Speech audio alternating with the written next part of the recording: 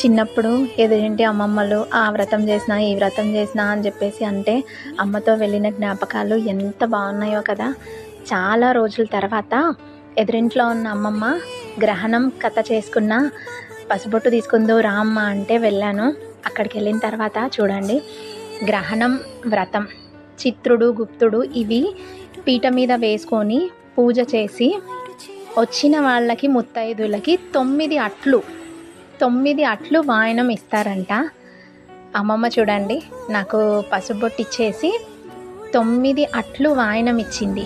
ఈ వ్రతం గురించి తెలియాలి అని అంటే చాలా పెద్దగా ఉంది, కానీ వెళ్ళినందుకు చాలా హ్యాపీ అనిపించింది. చిన్నప్పుడు రోజులు గుర్తొచ్చినాయి. అయినా పెద్దవాళ్ళు ఇంట్లో ఉంటే వాళ్ళు ఇట్లాంటి ఏదో చేస్తూ ఉంటే ఆ సంతోషం ఆ కళనే వేరు. ఇది వచ్చేసి గ్రహణాల వ్రతం. చూడండి అట్లు 9 అట్లు వాయనం ఇచ్చింది అమ్మమ్మ నాకు. ఎవరైనా తినొచ్చంట ఈ అట్లు. సరే, ఈ బుక్ ఒకటి చూపించింది, నీకు వీలైనప్పుడు చదువుకోబెట్టా అని. Thanks for watching.